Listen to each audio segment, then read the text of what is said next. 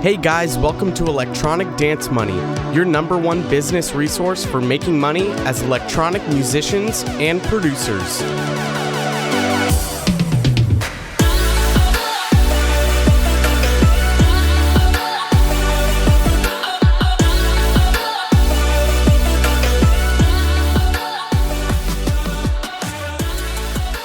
All right, what is up, everyone? Welcome back to a brand new episode of Electronic Dance Money, and this one's going to be a fucking killer one. I've got Evan here. You guys know him from the Human Music Podcast, or Rip Kenny, his artist name, which is what we're primarily going to be talking about today. Evan, How you doing, buddy? I'm good, man. I'm good. Happy to be on this show. For real, man. I know. I am so excited to have you on this show. Last time we were chatting about just kind of, what it takes to go full time in the industry, what that looks like.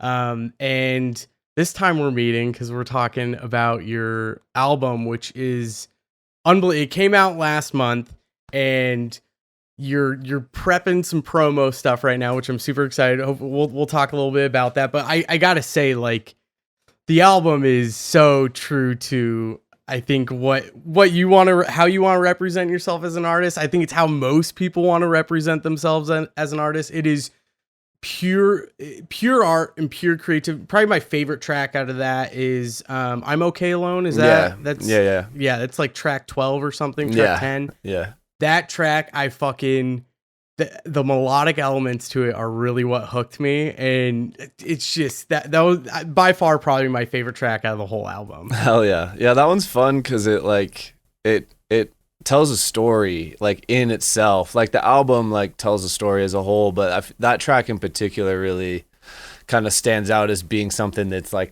guess memorable. Yeah, the whole album itself is what I think is really great about it is it's aggressive.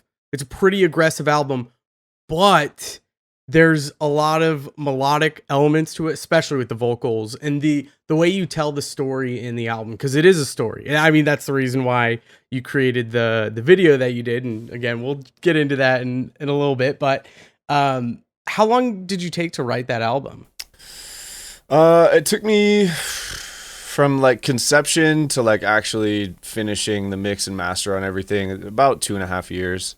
The first part of that 2.5 years, I was still releasing other music, basically just finishing up other songs and releasing it as I was working on writing stuff for the album. So it wasn't full-fledged, only thinking about the album for 2.5 years. But yeah, it took me basically that to conceptualize it, start working on how to put the pieces together, and then get it all wrapped up. Let's jump into that real quick, because I'm really curious what that looks like for an electronic music producer, what writing an album looks like. Because I feel like with bands, it's a little bit different. Maybe if they're on the road, they're writing some songs every once in a while. They're kind of getting ideas down, but then usually they'll book 2 to 4 weeks at a studio, and they'll write an entire album in that time frame. I feel like with electronic music producers, you don't necessarily need to do that as much, just because we do it all, right? We do all the songwriting. Most of the time we do all the mixing, and most of the time we do all the mastering. But so you have the ability to just jump around. How different was your workflow from when you had to write the album and then writing tracks in between writing tracks for the album and releasing those?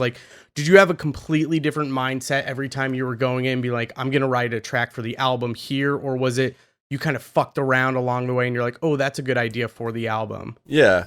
So really it was the tracks that I was finishing up, I had already written, as far as the song, the structure and the most of the elements. Obviously when you're mixing and mastering stuff, you end up adding some layers and just kind of beefing some stuff up. But for the most part, all of those songs were written and I was doing the engineering on them. And then basically it was 1 day a week I had set aside an entire day to write a song for the album. Obviously not every song that you write is A+, so you gotta write more songs than you want to release.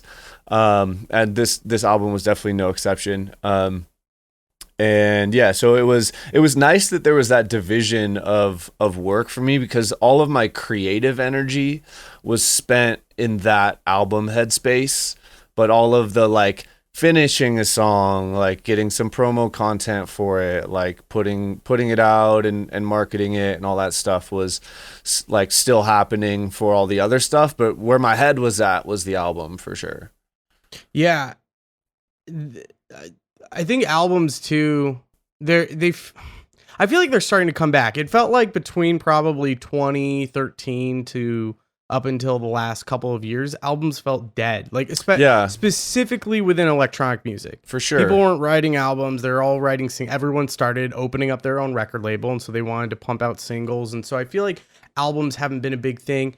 I think they might be coming around. I hope they are, because I honestly think writing in albums is probably one of the best things to do as an artist, like full stop, completely, like 360 degrees across your entire career. That's the best thing you can do for a couple of reasons. One, I think you can write a much better story in an album, which leads to better marketing, which leads to individuals respecting that work of art a bit more and relating to it a lot more.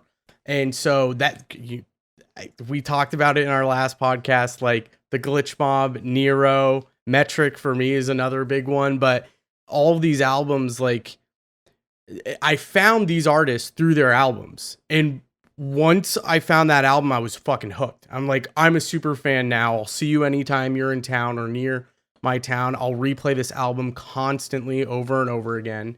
And so it's a great way to create super fans. And I feel like you're not really seeing that anymore. Yeah, I like that you mentioned superfan, because it's really what the album is for, right? Like for me, like if I find an artist that I love, like I hope to God they have an album that represents exactly what they want to do that I can listen to, because like when you got a playlist, it's dark bass music, whatever, and you like listen through all that stuff. None of like it doesn't that It's not cohesive. Yeah, it has a time and a place, right? You're like, you're working out or whatever, but like when you want to like dive into something that really is you hope that artist has an album that you can listen to, and if they do and it's really good, like exactly what you said, you're a super fan. Like if Nero is ever within 100 miles of me, like I'm gonna go see him, like Yeah. like for real. And that's kind of also the thing with it, right? Like you have to have a reason to make an album. You have to have a bigger story to tell, or a bigger picture, like not just 12 songs that exist as like standard things that you could put in a playlist and not know the difference. Like there has to be a reason that you listen to the album front to back. And It needs to take you on a journey. Like you gotta go somewhere, and a lot of that times you're going into a story that the artist wants to tell. And if producers listening to this, if you're like, fuck, well, I don't know what story to tell your life story is a story in and of itself, and it's completely different from everyone else in the world. So understanding an artist through their story that way is it's just, that is how you build a super fan. Like everything you do with that. And the thing about an album too is I saw you were doing this, where you can take 4 singles out of a 12, 14 track album and release all of those throughout the year. So it's like, not only with an album do you have a lengthy body of work, but you have more releases that you can release just straight out as singles, then include them in the album. And so it gives you more content, gives you more music to release. And it kind of builds to this whole marketing thing. And then again, just lending true to that storytelling and marketing, you're able to capitalize on that so much more with an album. And the marketing can go for like almost an entire year. I mean, you can do like you're creating stuff right now that you're going to be promoting the album for probably, I'm sure, the next 3 to 6 months. You could get a remix album set up where artists come remix it. Now you're promoting that, you could promote that for another 6 months and go on a tour with an album. Like creating an album can almost set your entire career up for the next 2 to 3 years. Like you can write out an outline of what's the bigger picture of telling this entire story. What does it look like, right? Maybe it took you 2.5 years to write an album. You probably can take out of that 2.5 years, 2.5 more years to promote everything. Like you're able to do that. So it's a smart move all around. I would say, yeah, I mean, it obviously has its ups and downs. There's reasons to and reasons not to. I would say if you're listening to this and you're wondering if you should make an album, don't make an album. You have to make an album because you really fucking want to. Yeah. Like, and it was always a goal that I had, growing up listening. Like most of my formative music experiences were like listening to albums, and that like those albums like shaped my listening influence for the rest of my life. Like Linkin Park Hybrid Theory, when I was just a wee young lad, was like truly my first formative music experience. And that is, something that's powerful. And so like, if you're gonna take the other reason I say write an album because you fucking have to, it is so much work. Like, and there's so many things that you don't think about in just like releasing singles that now all of a sudden you have to take a whole bunch more time to like figure out X, Y, and Z on top of actually writing good music. And then anything else like, you want to get in there as far as like a conceptual framework for a story and all of that. Like you end up biting off a lot, and chewing it is sometimes very difficult to swallow because it's just so many things that you have to tie together that make writing the music just a little bit more difficult. Like everyone knows that feeling when you're writing a song and like it wants to go somewhere else, and usually following where that song wants to go is going to make a great song. And that might be perfect for writing singles. But if you're trying to like tell a story or like be cohesive with the sound and the textures and like the feel, the sonics of it, like you can't just let it roam. It's not a wild horse here. We gotta rein it in a little bit. And it can be really brutal on your creative process. But yeah, no, like I said, if you are wondering whether you should write an album, it's too much work, honestly, to even really say that it's worth it, unless you really fucking care about it and you want to make something special for people.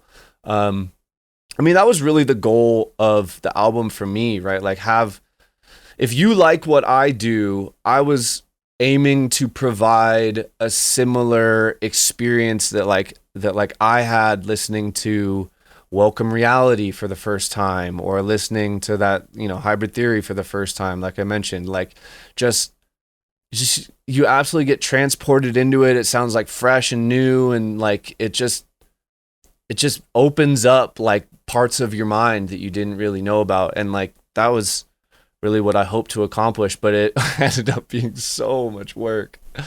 Yeah, it's not easy. You are forcing creativity in a way, which is probably the worst way to write music. It's the worst.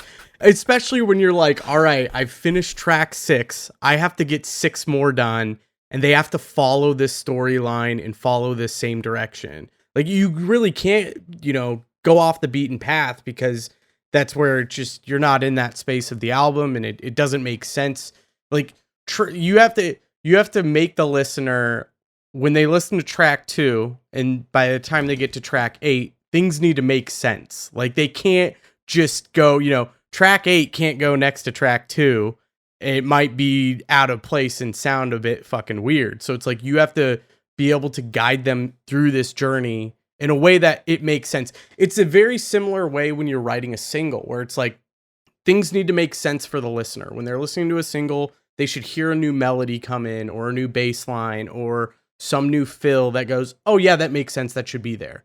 And when you don't do that in an album, it gets weird. It's almost like it turns into a compilation album of different singles that you've made, and it's not the right. It just doesn't sound right.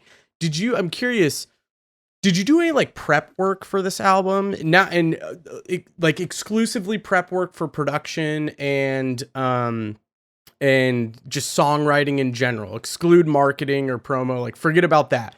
But creatively, did you do any sort of prepping like storyboarding or anything like that to try to like help yourself along the way and get a feel for the bigger picture of the whole? Yeah, yeah, totally. So like it really started with the conceptual framework for the story.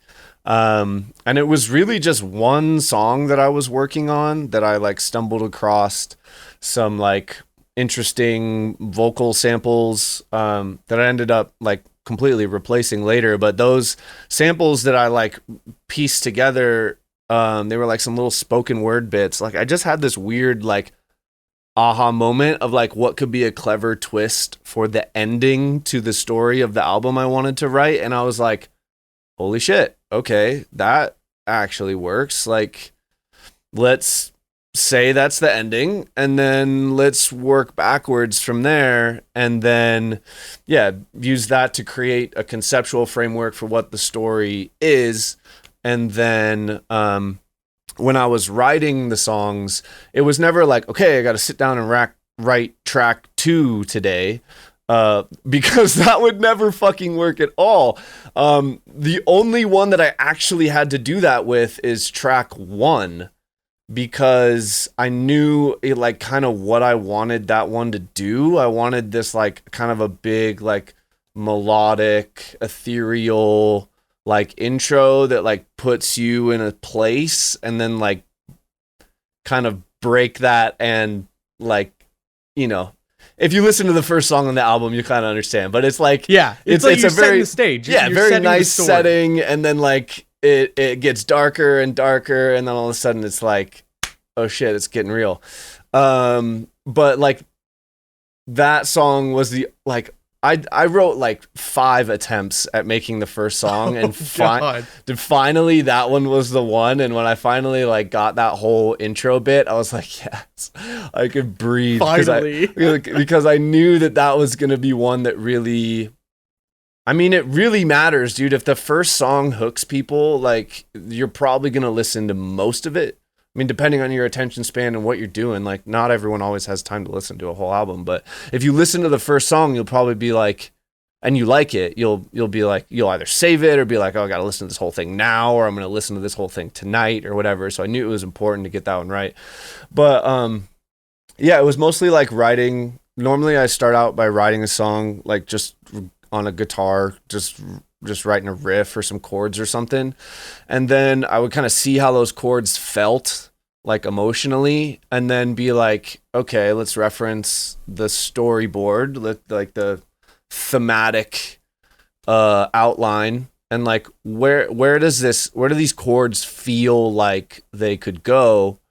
And then when I, you know, kind of landed on a spot for where in the story it would make sense, then I started fleshing out the lyrics, if it had any, and then sung those, and then wrote the rest of the song to kind of contextually fit in that spot.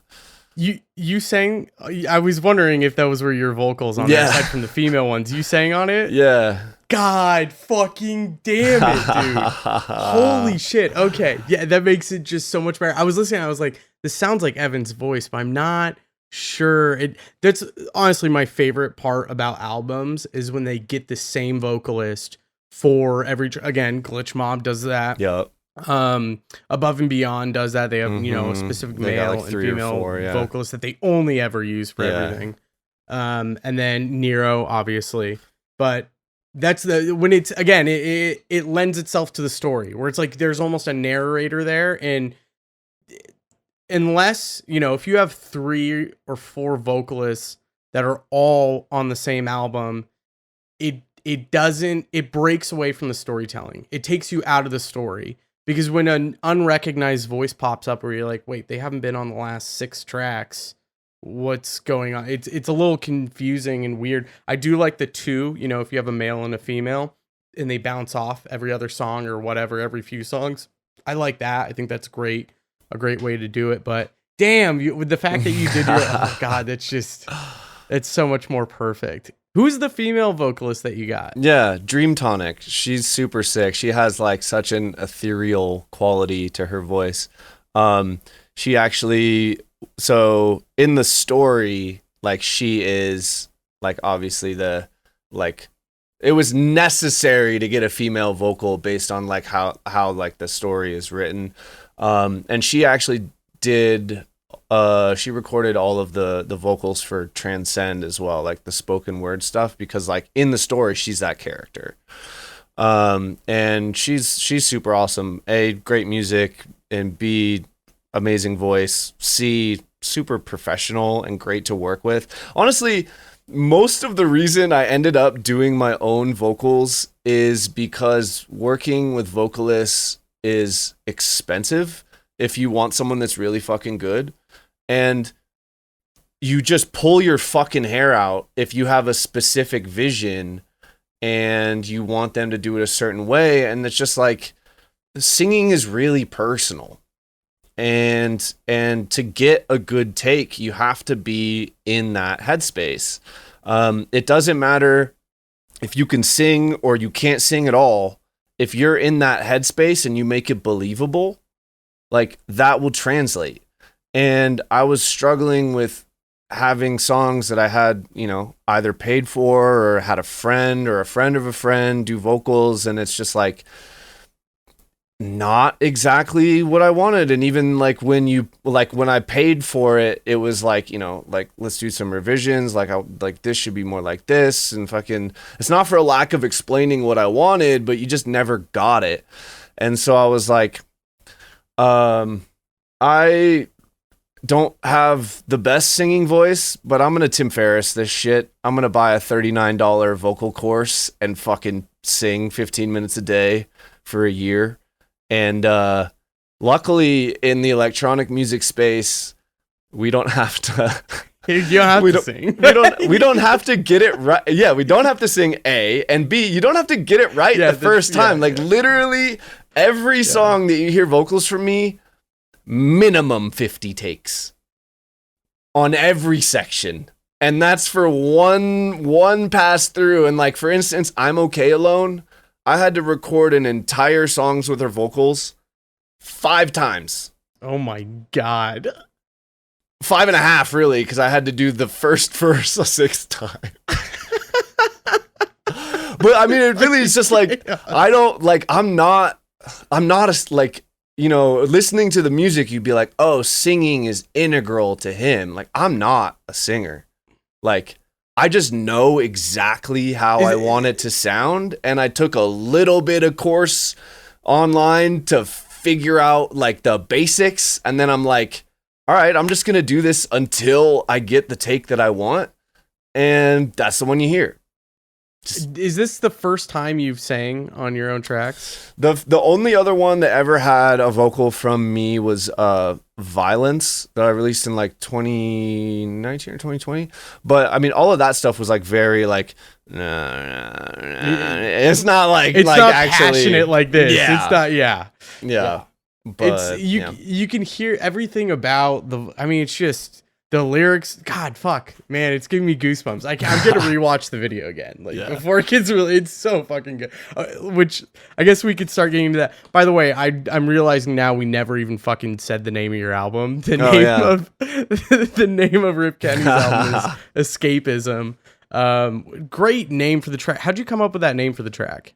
Or album, sorry, not a track. Album. Yeah. Fuck, that's actually a good question. How did I come up with the name for it? Really, it was like I've always felt like the genesis of the music that I have loved in album format, and like the experience that I wanted to provide was like an escape. And I don't know when or how it happened, but like the word escapism just like entered the field, and that just became a very obvious choice for what it should be. I was actually like slightly unsure about that for a little bit, because like it's not necessarily a word that everyone would instantly be like, escapism. Oh yeah, that's like a syndrome or a thing where you're like getting away from the mundane and engaging in like, you know, something other than reality or like whatever it is. Like most people don't, I don't know. I wasn't sure if everyone would get it, but then I was like, it just makes so much sense. It's got to be it. It's a perfect fucking album name. Like I don't think I would be able to come up with a better album name. It wraps everything up in the best way possible. What to you, because I think this is going to be different for everyone else that may listen to the album. For you personally, as the creator and writer of the album, what does the story mean? And specifically, what does that story mean to you? Yeah. So I would say that like for me, kind of the meaning of it, it's tough because I don't want to bastardize the meaning of it for other people because it's intended to be able to be like taken your own way, and like just enough room for you to interpret your own way. But I will say that like the feel of it to me always felt kind of like a dark Zelda story of some sort. Like that. Yeah. And so like for like the visual and like the whole aesthetic of the video that goes along with it, that's what I leaned into. But if you think of the general arc of, you know, like a Zelda adventure, that would be kind of the rough, like super rough framework for what's going on. But obviously with a much darker, more intense spin on it. And but really it's like, I will say this, like a lot of the personal meaning comes from like figuring out who you are as a person, like not relying on other people necessarily, and really just like going on that adventure to like find who you are and like your purpose for being here, for what you're gonna do on this weird like plane of existence. Yeah, where we won the cosmic lottery of being a human being on this planet in this time period with the resources that you do. If you're listening to this, like really it's just intended to be like, yeah, just like an exploration of fucking figuring that out. Yeah, let's jump into some of the marketing and promo that you're doing. Obviously, the big reveal is the video that you've got going on. But as you've been writing the album, what has been your idea to the approach of promoting? Because promoting an album, I think, is close to being just as difficult to writing it because you've put years of work into it, so much emotion, so much focus, and just you give it your all, right? And it feels like you crossed the finish line of finishing the album, getting ready to release, and you're like, I can relax now. But now it's like, well, no, I want people to listen to this. So now I have to put just as much effort, and the finish line is, the goalposts get pushed a little bit. What's been your approach for the last year while you're wrapping up the album, thinking about how you want to promote it and what avenue you want to go into promoting and marketing it? Yeah. So first of all, the biggest thing that I had in the back of my head for like releasing and marketing the album was like, obviously I think a lot of reason people don't release albums nowadays is because there's a lot of music on that album that doesn't hit release radar, that isn't getting pushed, that's not getting the full benefit of the doubt that you'd get in a standard release ecosystem on Spotify. And so that was really like a big like question mark for me, like how I want to do that to make it as just to like get the most out of it, right? To maximize it. So what I ended up doing was releasing 7 singles of the 14 songs before the album came out. And unknowingly, that ended up being a great number, because if you were to do a marquee campaign on Spotify, which is the thing that like pops up and says new music from this artist that you hit dismiss on every time. But if you saw an artist name that you're like, wait, I like them, you might go to their profile and find the song. Regardless, it is a perfect way to be like, hey, you might have missed this otherwise. Remember me? Yeah, like maybe you do, maybe you don't, but you're gonna know that there's some new music out. And I think that that's half the battle, honestly. Like most music marketing is focused on just like letting people know it exists, because once they know it exists, they can listen to it. And that sometimes is a random assortment of how much they care and how much they like what you do and how much time they have that day, like literally. And if you can just capture their attention enough to be like, hey, this person has a new thing, if you like what they do, that is like all you can hope for, really, right? But if you have released more than half the songs on the album that you put out beforehand, you're not able to make a marquee campaign for it. So literally, and I didn't even know that, and I was setting up a marquee campaign for when the album dropped on Spotify, and I was like, oh shit. Thank God. If I released one more single, I would have been screwed.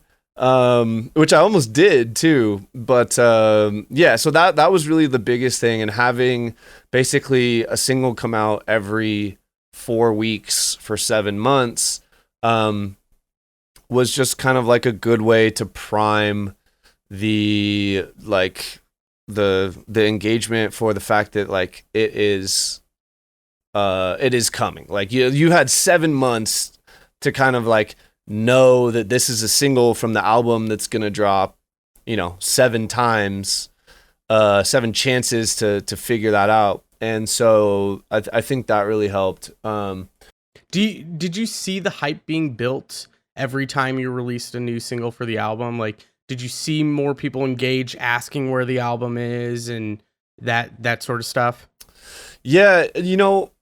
It's interesting because like the platform that like I have had the most success on is Spotify, and you don't really get as much of that type of feedback. But the YouTube channel Valiant, if you're familiar, I think they used to be called Heroic, potentially. Anyways, they're a pretty big sized YouTube collective, like half 1,000,000 subscribers.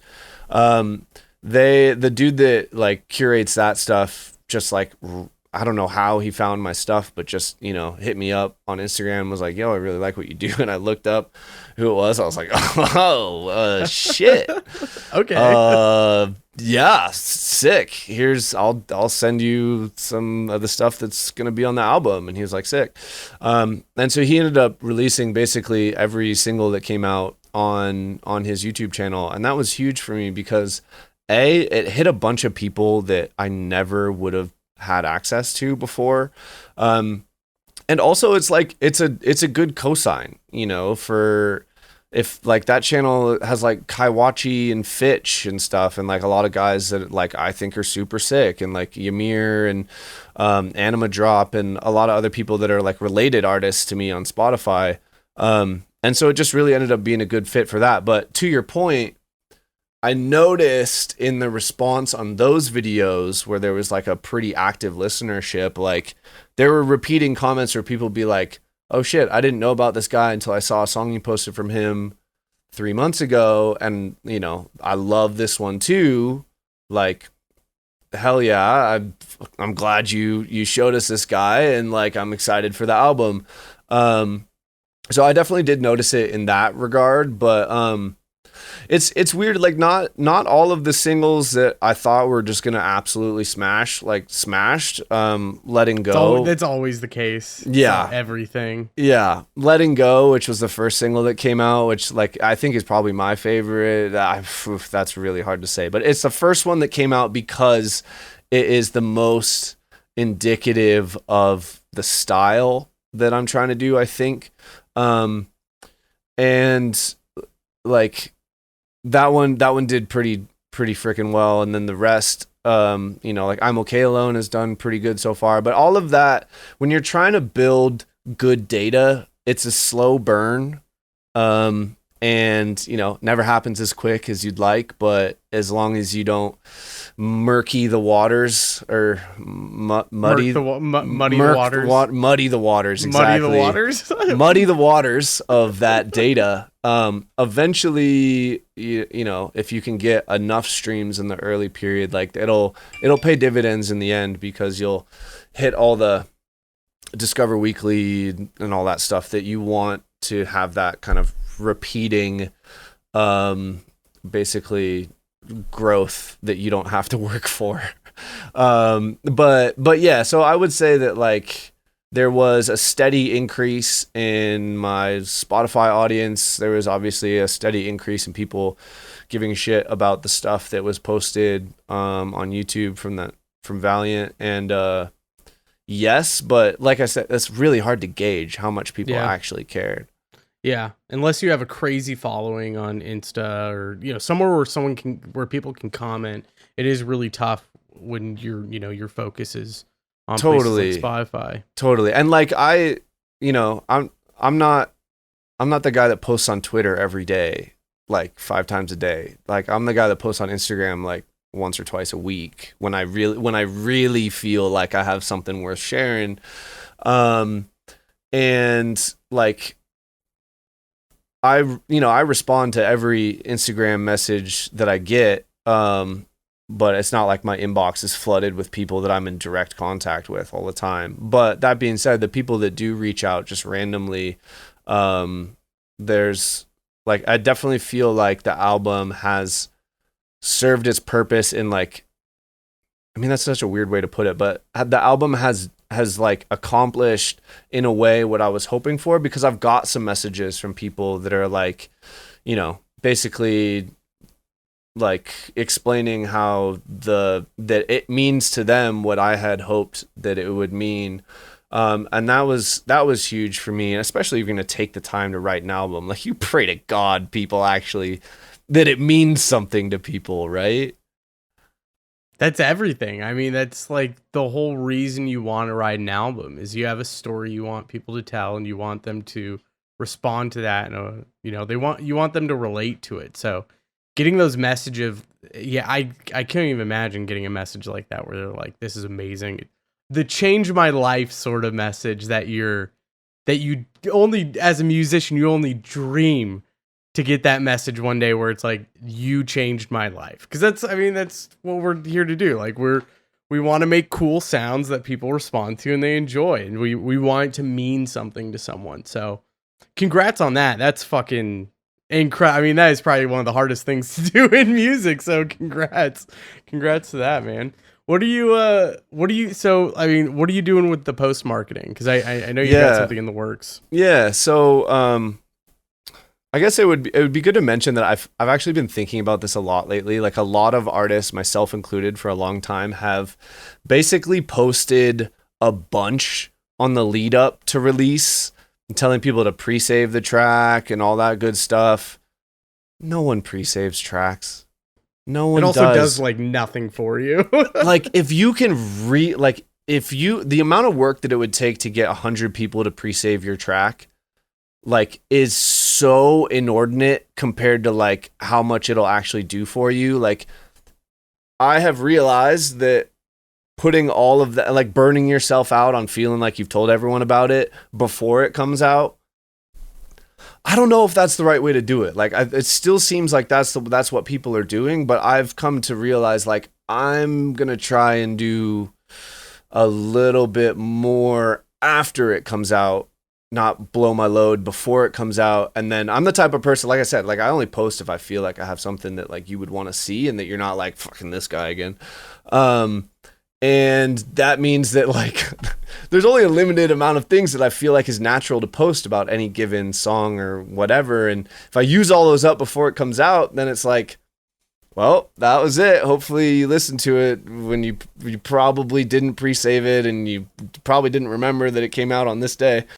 Well, people can only take so much hype too. where it's like, okay, I get it. And then usually especially if those posts don't do well, then when you have your day of post where it's like, it's out now, that might get buried because Instagram goes, oh, he didn't get much engagement on the last ones. We're not going to push this as much today. So it's like, yeah, you don't really want to blow that load too soon. And the post release, I really do think is the most valuable because it's readily available. Yeah, like, you can tell people, go listen now instead of go listen in 2 weeks. So it's like, oh, I don't fucking seriously, dude. Weeks. Like people's like that is really the thing that like didn't make sense to me. I'm like, in today's world where people's attention spans are getting shorter and shorter, like you got to catch them in the moment and they have to do the thing then. And a pre-save we already know is too many steps, or it asks you to sell your soul. And you're like, nah, I don't feel like doing that. Or you do, and then it redirects you to Facebook and it didn't work. And you're like, fuck it, I'm out. Like, you need to capture that limited amount of time that they're willing to do something for you, to support you, in a time period where they actually can. Like you literally have told them to do so many things like before it actually even matters. And then by the time it comes out, they're like, I don't know if I even they're care. Exhausted. So, kind of leading into basically the what I am planning on doing for the album is, so I have this video that kind of like, it is the story in visual form with some actual written story pieces that come in and out, that are just like kind of typed. You know, like if you were playing Zelda and and you were getting some narration at the bottom, like that's what it's like. And that, having that video now done, dude, like now I just have unlimited content for the foreseeable future. I know, of course, I'm gonna burn out and be like, people have seen me posted about this too much, but I'm gonna like tell myself not to do that this time. Because there is so many pieces of that I could use. You've got 60 minutes of video that you can break everything down into 10-second clips and have 600 clips. Just like that. That's not even including like, oh, I can post a 1-minute clip in addition to like, it's unbelievable how much content. And this is one of the reasons why I tell producers, do music videos. Because again, that's something you can take 5 minutes and trim that down into so many pieces of content. The amount of content you have, aside from the work of body itself, is unbelievable. Yeah. It's definitely. It was kind of a slow burn into begrudgingly accepting the fact that I had to figure out how to make some sort of visual stuff to go along with it. Wait, you learned how to, while you're like creating the video, you're learning on the fly. Let's go through that. That's fucking crazy. Because also, I mean, not only did Evan sing on his own tracks, write this whole album, but he's also creating this video that is, I watched it. It is breathtaking to say the least. But I gotta say that like, it sucks you in. It's like one of the best ways I can explain it. It's like the best and worst parts of an acid trip, or like taking mushrooms. That is the best way I get, like, the darkest moments in the middle of the peak where you feel like you're losing touch of reality, you're losing your mind, and it gets really dark. And then out of nowhere, you see a light come in and you're like, okay, something's going on. And then all of a sudden it becomes really beautiful again. And you can relax and take a deep breath before it throws you back into the waves where you're like, holy, this is probably the best explanation I can give for it. And it's so fucking movie. And the visual representation plays so well to the idea of the album taking you on a journey, because you're actually physically seeing the character go through a journey in nature while this chaos seems to be like it's so fucking perfect. It's so good. How did you?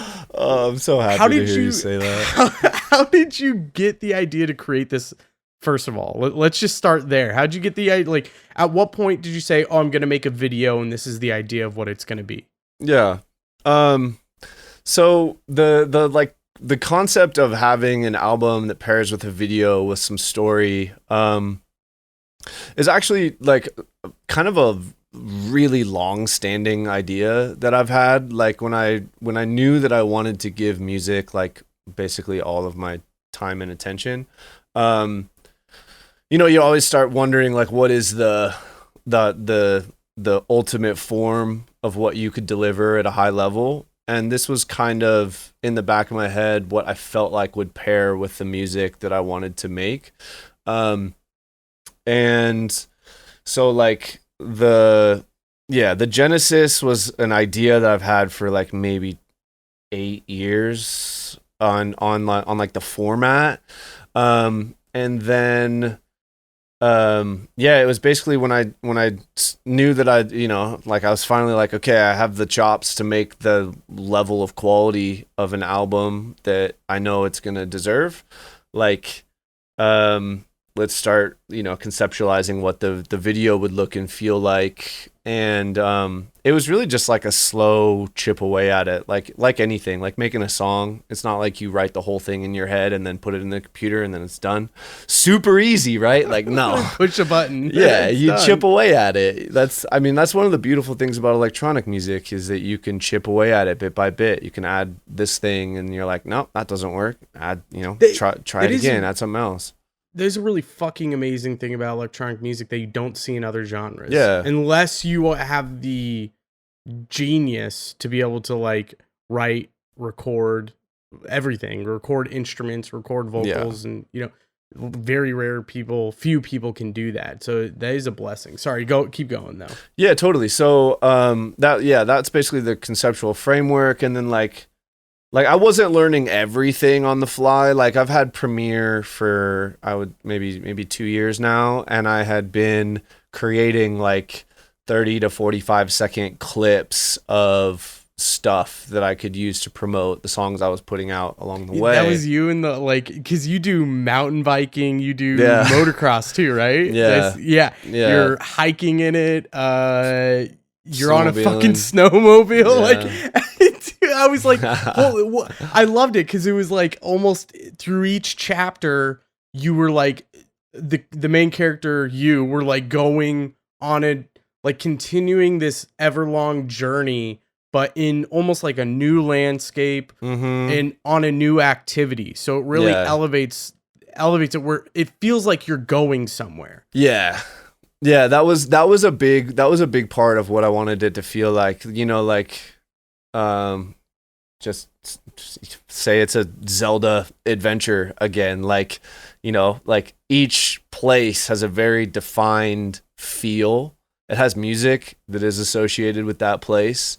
It has textures and sounds and, just overall aesthetic that fits that location. And that was really the biggest thing for me, is that like the visual, whatever it was, just had to feel like it put you in that place. And honestly, like half the genesis of the brand of the music that I make is like truly like linked to all this, stuff that I do outdoors. Like I raced downhill mountain bikes for 12 years professionally at the end of that stretch. Snowmobiled for a very long time, like rode dirt bikes for just about the same amount of time. Like my family growing up was like one of those families that like had dirt bikes and snowmobiles, but our TV was like fucking like 20 inches. Like no one came over to our house. Like I went to other people's houses our house was not fun to come to, but like we had some fun stuff to do outside. And so that's always kind of been like really ingrained into me. And like the representation of my music, when I finally realized like, for the Rip Kenny project, I was like, I'm gonna stop trying to make I'm gonna stop trying to make stuff that fits this thing that I like already. Like I'm just gonna take all of the things that I like the unique Venn diagram that is literally my complete music taste, and just paint whatever is in the center of that and make that. Like the same thing is like for the brand. Like all of that stuff is like very like that's that's what I like to do outside of making music. And like, it's such a huge part of me. It's not like, it was a little hobby that I did for a year. Like like literally before I did music, like my singular focus was downhill mountain biking. Like if you look up like Red Bull Rampage or something like that, like that's kind of akin to what I was doing. But, basically all that to say, like all of the shots from nature in the video were stuff that I had taken and had been like storyboarding, like, okay, so I need something that's like in the desert. And me and my homie went out to this thing called like the Unrally in the Alvord Desert in like Southeast Oregon. And anytime I like go, to a cool place, I'm like, oh, I should probably bring the GoPro. And then I was like, I got there and I was like, holy shit, this is going to be perfect.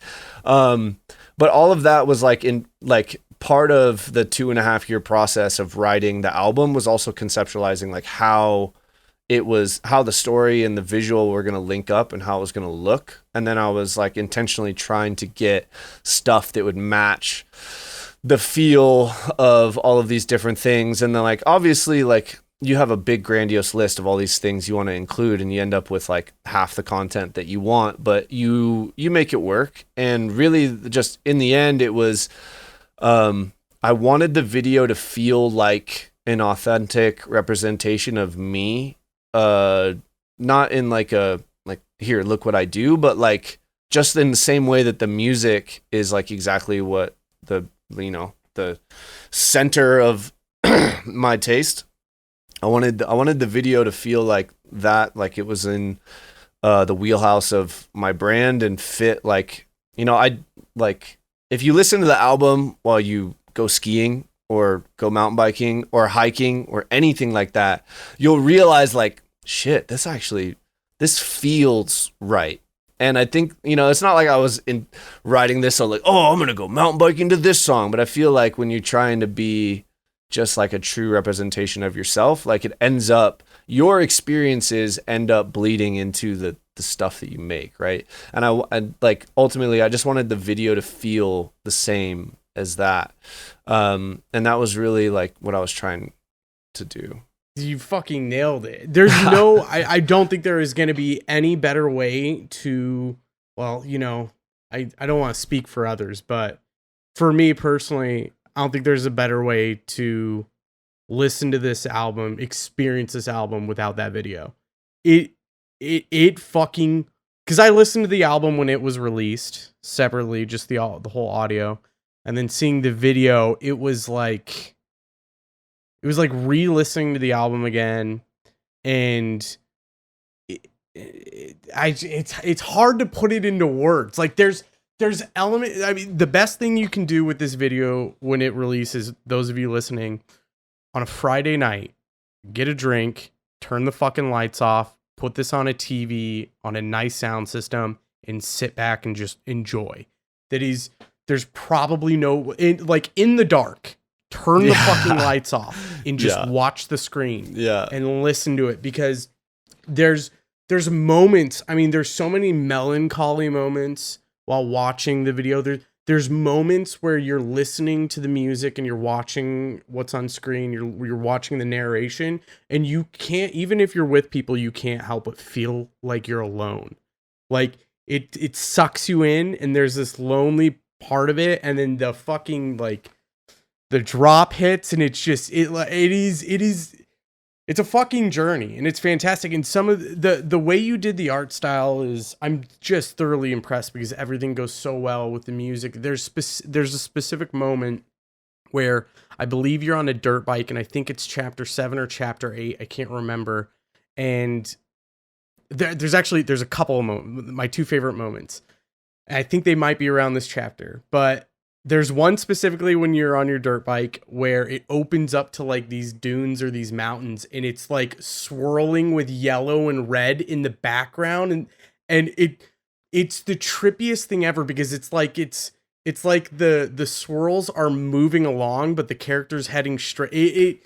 It's the craziest thing ever. When I saw that, I was like, oh my, that was a huge goosebump moment where I was like, oh my God, and I couldn't like stop watching it. And then there's another one where I think it's like it's either in the middle of a drop, you're mountain biking, It's either in the middle of the drop or a build up to the drop, and you start like there's like a circle on the screen that shows you, and then it zooms out and you have one of those panorama like 360 cameras, and it like shows you, it's like you're the center of the earth, and it shows you and you're riding, and then it fucking bloops out and it gets smaller, and then the drop hits it. It was one of the coolest fucking effects where I was like, oh my god, it was fucking incredible. So that's probably the best way I think to experience this album in general for me is like just putting that on at nighttime, turn the fucking lights off, and just cruise, because it is something fucking else, dude.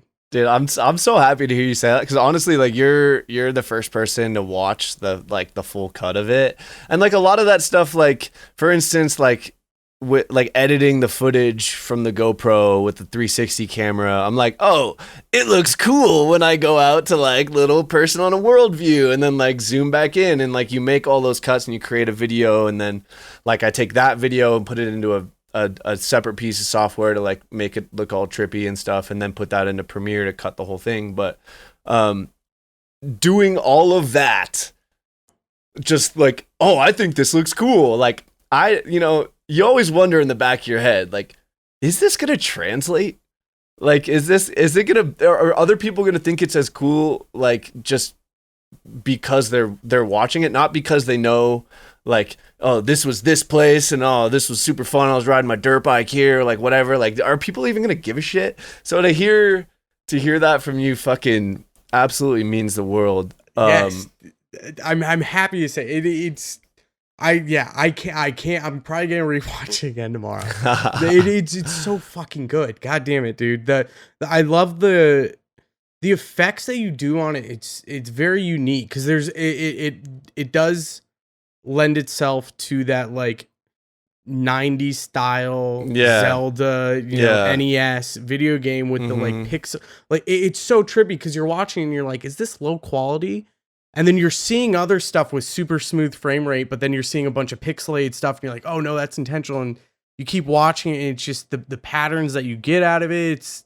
It's all very unique. So I'm very happy this is the direction you took it, because I think it represents the album probably, I think, in the best way. No, totally. You could possibly do that. Yeah, it was one of those things where I was like, I don't have a nice camera.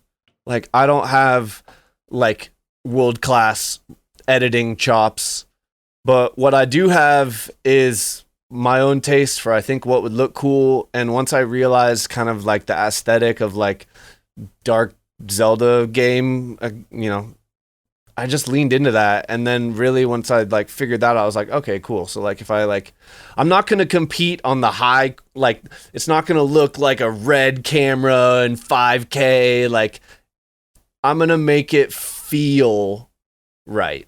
And if it feels right, that's what mattered. And then that's kind of like what guided like all the choices for the effects and the shit that I did. But I love that you mentioned like watch it in a dark room, like with a nice sound system on a TV. 'Cause ideally, like that is the setting that you would get the full effect. Like it's funny because like, okay, so let's take a metaphor of like there's 100 people at a party, and you put the album video on a TV, like 80 people at the party listening to the music are like, cool, oh yeah, I like this music. 20 people don't give a shit.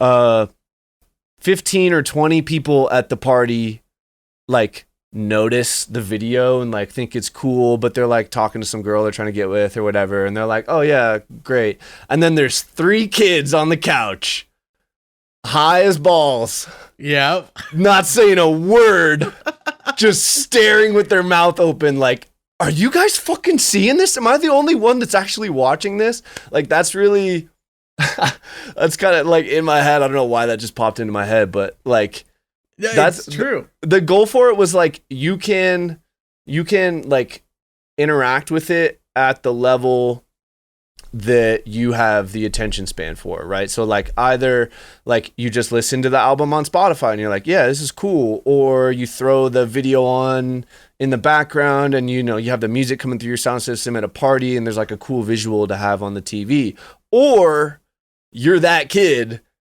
like basically you have the time and attention to like actually sit down and watch a 58-minute like movie essentially of music that you like, and you know, and the visuals and the story, like it's going to deliver an experience that is worthy of you sitting down in the dark and watching it.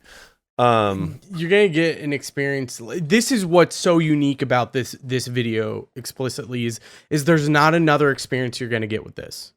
That I can't think of a single album, I can't think of a single movie, can't think of a single video that you can watch from start to finish the way you watch the album and get the same there's nothing there. It's a different experience like you'll never see, and that's I think what makes it so unique. It makes it so good and draws you in. It makes you want to rewatch it again because nothing's going to scratch the itch the way that one does. And I think that's why it's going to do so well. Yeah, I mean, hopefully. I mean, really, truly, it was a very like intentional effort to make the video have a lot of like subtle detail that like when you watch it the second time, you'll pick up some other stuff.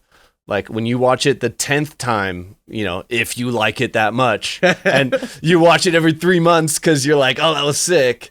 Like you'll pick up something new every time. Like there's a lot of really subtle like stuff in the visuals, and like the first time you watch it, like you'll be reading like the story and stuff, but like sometimes during the moments of story, there will be some stuff that happens in the visual that kind of like clues you into potentially something else like that could be happening rather than what would be the most obvious like ending or whatever. And so basically it was a really intentional effort to make it something that you would want to watch multiple times, or that could enjoy watching multiple times, honestly.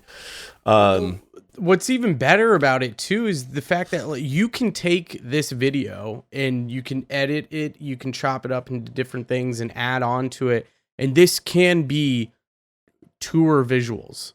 Like like your entire show can be built around this video you create. Not only that, but you can build your set around it. So it's like the entire tour or the entire show that the entire performance that you're giving to the audience, they can experience something that they've never experienced before and that they never will experience again. And they can be in the moment and they can have a story told to them, not just through music, but through visual representation, and just get sucked into it. And again, you can be in a room with 1,000 people and there's moments in it. And there's only one other artist that I can think of that gave me the same experience of being like around thousands of people but feeling alone in my own moment, and that was Bass Nectar at Paradiso in 2016 when he was headlining. And holy fuck, that was like the one other moment that I can point to where I looked around, there's literally 40,000 people, but I feel like I'm alone in this moment experiencing one of the craziest fucking shows of my life. So the fact that you create this video just add-ons to it gives you an add-on to being able to go in front of a live audience and do a live performance representation of not just the album but the video itself. No, 100%. That's definitely the next step for me. I really want to figure out how to package it in a way that would make sense for a live set, because you're not just going to play the album start to finish, right? So like figuring out how to creatively like use, you know, other songs, you know, songs of mine, songs from other people, remixes that I've done, all that, you know, just your general set stuff, and work that into like a tasteful way of presenting the story start to finish, is basically where I want to take this from here. But yeah, I mean, really, like the video has always been in my head like the ultimate form of what I wanted the album to do. Like, just like I said, like the party metaphor, like the people listening to the music, if they're just listening to the music, it has to stand on its own. Each song has to be something that like you would want to listen to by itself. And that was the biggest goal first and foremost, because if that doesn't work, the rest of it doesn't matter. And then but in the back of my head, it was always like this, like, if you really like what I do, this video is going to be like, it could be a special thing, right? Like you if you have the time and attention to sit down and watch it and really like actually watch it, like I wanted it to provide an experience commensurate of the fact that you're taking the time and attention to put into it, right? So it really, it like explains, I wouldn't say explains the story, it touches on like what's happening in the story, and like I said, there's some subtext that you could draw your own conclusion one way or another, but it paints the setting for the story, and it takes you on the journey, and it gives you the clues for like what's happening, and like, you know, it really is the ultimate form of what I wanted the album experience to be. So dude, honestly, like I'm just so fucking stoked that having this conversation with you actually like it.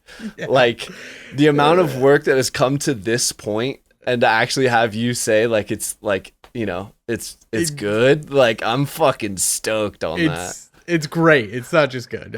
People are gonna fucking love it. So I'm really excited to see the I'm gonna like every month I'm gonna go onto the video on YouTube and just look at comments, because it's like I can't see you not getting a lot of great feedback from it, and I'm just so happy that it's great. It's really great seeing yet another artist that's involved in music that's there truly to tell a real story. Because I mean, there's hundreds, if not thousands, if not tens of thousands of producers out there that are just, you know, they're writing singles and they're putting out cool tracks, they're writing cool stuff, but there's like, it's missing them and the character that they're representing, or the artist that they're representing. There's substance that's not quite there. And again, we can point to the Glitch Mob and Nero, Metric, Linkin Park, like, there's things about those artists that set them apart from everyone else, and it's this substance, it's this storytelling, and this ability to like pull you into the moment, and nothing else matters but the thing that you're listening to or watching. And I feel like a lot of electronic music is missing that. There's many artists that just don't encapsulate that, and it's okay if you don't want to. Not everyone has to. Everyone likes their own things. They like different, you know, some people just want an artist who's going to like create nasty fucking rhythm tracks, and there doesn't need to be a story behind them. That's fine. There's a place to that. But I especially, for me, and I think this just speaks to my personality, is I love the emotion in music, and there's nothing that draws that emotion out better than something like an album that has a story to it. And that's what has made me fall in love with music and want to write music, is those moments of listening to an album at a moment in my life, and it's just like, that's everything right then and there, and it sucks me in, and I always keep going back to it to re-experience that. And so that's why I love albums. That's why I wanted to talk to you, and why I was so happy that, one, this album happened, 2, it's as good as it is, and 3, you have a great follow-up video for it that just pulls it all together. So it's like, it hits everything. If you had unlimited budget, unlimited free time to plan whatever you want, and there were, you know, you didn't have to worry about any complications, anything like that, what would you do with that time and that money and those resources? Is it something like an album, or a festival, or a tour, or like, what would you do if you had unlimited budget, unlimited time, and you could plan whatever you want? Have a talented team of individuals. That such a good question. You get a blank check to create the ultimate form of what you want to do for whatever audience it is. I was when you started saying it, I was like, wow, this is going to be hard to answer. And then it popped into my head. It's not hard to answer. It would be creating the experience akin to, you know, watching the video in a dark room by yourself, like basically fully being immersed in that experience, and taking it and putting it on the pagoda stage at Shambhala, and giving that experience to everyone that showed up for the set. That would be the ultimate form of what I want to do for sure. Yeah, like I've been going to Shambhala for 6, I think this year was our 7th year going. And that stage has always been like just everything at Shambhala is incredible, but the pagoda, I mean, and the village too, is so hard to pick. But I feel like the pagoda, because I saw Rez play at the pagoda in like 2018. It was like basically the set that, you know, I don't want to say like catapulted her career into like the next level, but it kind of did, because Put her after on the mark. After that set, like everyone just was like started talking about her, and like we told every single person that we knew that liked music about that set, because it was new, it was super fresh, it was super authentic, and it felt like it told a story. It was just one of those sets that, like, those rare sets that you could just stand there blank faced, not even dancing, just being immersed in the experience and be like, that was the coolest fucking thing I've ever seen. And ever since, like, having moments like that, and there have been a few at Shambhala, but that one really is kind of a good example. I want to be able to, just like writing the album is like me trying to provide that experience that like Hybrid Theory did for me when I was a youngster. Like, I want to provide that experience for other people. Yeah, so to answer your question, that would be it. But really just to play at Shambhala at all. Straight up. If any of the talent buyers Anytime. at Shambhala are listening, hit Evan up. Please do. I think, like, because I was thinking about that. I was like, what would be a great way to, like, an additional follow, right? If you have unlimited resources and whatnot. What I was thinking is like a virtual reality experience would take it to a whole nother level. Wow. That's an idea. It would be so intense. So, because again, like, you can plug headphones into a VR set, so you can legit fucking sit in a chair, and this is very very Matrixy, but for the experience, like, sit in a chair, put your VR goggles on, and be able to go through this journey, or even be able to stand up and kind of walk through the journey as well would just be unbelievable. Shit. So, well, okay, so fair enough. Like, literally, in my head, the amount of work that it took to write the album and make the visual, I was like, straight up, I'm never writing an album ever again. It's too much. I'm burnt out. I'm actually, right now, I am so burnt out. After finishing the video and the music and everything, I was like, I'm never writing another album as long as I live. Time to take a 2-week vacation. Dude, so much work. And then I was like, yeah, that was basically my mindset. And then you said that. And now I'm like, how do I get into VR development? Maybe like 10 years from now, yeah, when I finally have the energy to write another album, that's probably what I'll want to do. Like, because that is truly the next level of immersion. Yeah. You could get it by yourself or with friends. And then be able to take that experience anywhere in the world. Also talk about in 10 years where virtual reality is going to be, like, everyone's probably going to have headsets. It's going to be smaller, going to look way better. You can do way more. So yeah, hopefully in 10 years, I have some budget to have other people fucking help with this shit, because me editing all of the video and everything by myself, like, it's good because I can make it look and feel like exactly how I want. Right. But something like VR, like it's gonna take a team. It's a team of 20 developers, and it's a whole fucking to do. But man, is there anything else you wanted to touch on? Anything, what's in store for the future of the next year? Yeah, I mean, for the next year, it's gonna be a lot of, like, actually trying to take the time to promote the album in the way that I think anyone should, but myself especially. I think every producer listening to this can relate to the amount of work that it takes to make something and then make content for it, and then the amount of work that you end up putting into actually getting it out there is never commensurate to the amount of work that you put in. Gosh dang it, I'm gonna freaking I swear all episode and then I don't swear right there. I'm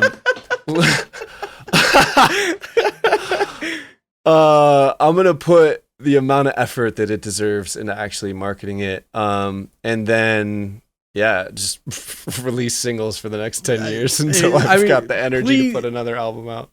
Please do. As like a listener and a lover of your music, please put the love and attention that the album deserves. A lot of love and attention. I know it's stressful to hear because now it's like, fuck, I gotta work. No, I do. Honestly, I need to hear that shit. This album deserves as much as you can possibly give into the marketing, because as a listener, as a viewer of the video and I want people to experience it the way I experienced it. So it's like do what you can to put that out in the world, because it deserves the love and attention.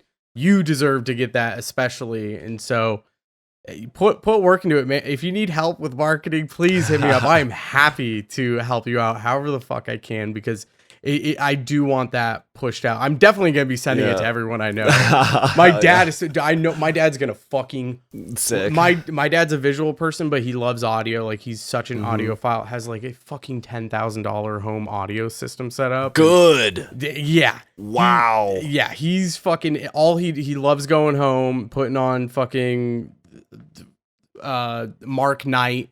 Putting on one of his albums at fucking 12 in the morning, drinking beer and fucking just jamming for 2 hours. That's what he does on his off time. So that's me too. I'm gonna hand him this fucking video and be like, sit down I'm gonna be like, take some mushrooms and sit down for fucking an hour and you're gonna lose your mind. It's the best thing. He's gonna love it. So I'll be sharing it for sure, but give it the love and attention it needs for the marketing. Fuck, does it need it, man? I appreciate every facet of that, man. Seriously. Of course. Anything you want to plug? I mean, I know the video's not out yet. It's coming out. This episode will be out on October 14th. So sick. I'll get you, if it's not already out, I will for sure have a date for you that will be in the show notes of all you future people listening. I can add in, I'll even edit the audio and I'll add a snippet at the end too to tell people when it's out or if it's out. So sick. Yeah. I mean, that's really it. I do have a few songs I've been working on lately that I actually really, really like as well. And I feel like, cause like writing the album, I was always like, in the last, 6 to 9 months when I've not been writing new music, I've been forcing myself just to like engineer and finish everything and make content. You get that little voice in the back of your head, like, can you write good music still? Like, can you? Dude, I had that experience last week. I'm doing a thing, I'm writing a track a week right now. And a couple weeks ago, I wrote a track in like a day. Took a few hours, like, sick. All right, this is going to work. And I was like, Monday, I'm starting a new one. Monday came around, I was like, I don't have anything. Wednesday came around, I was like, did I lose it already? I just had something last week. Did I lose? And then Friday, Saturday, I was like, I think I fucking. And then Saturday hit, I was like, I'm just gonna write some bullshit. I'm just get something done. Yeah. And then yesterday it was like, oh fuck, I've got something. And then today I'm like, oh my god, I've got something so good right now. Send it to me. It's the best, but I know it's coming again next week where I'll be like, yeah, of course. Fuck, I think I lost it. Yeah. Dude, literally.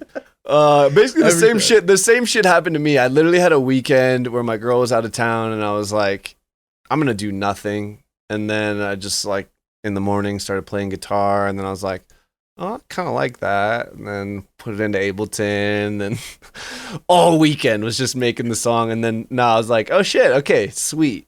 You can still do it. Still sick. Got it. What's even, dude, I've gone on, because, I've spent the last 3 years not really, I've been writing music, but not a lot. It's like maybe a track every month. At the worst, it got like, I was writing a track every 3 months. But I remember getting those moments of like, fuck, I haven't wrote in a while. I feel like I should.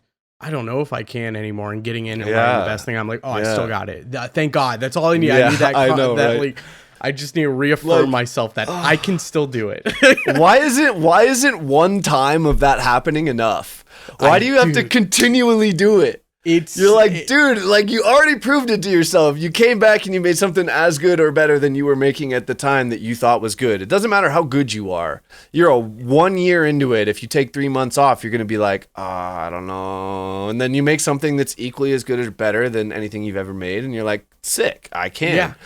Yeah. 10 years down the road, you're going to do the same fucking thing. Why does that happen? I have no, it really is like the inherent human nature of needing to make things faster, better, stronger. Like it's like everything, it always, it's like you always need to top yourself. And if you don't top yourself, that anxiety of like, I'm fucking worthless starts to sink in, which is not true at all, but it's, that you always have to do something. And then it's so funny because you'll write something incredible and be like, I'm a god. I mean, I'm amazing. And then no more than 24 hours, you're like, this fucking sucks. Of course. This sucks.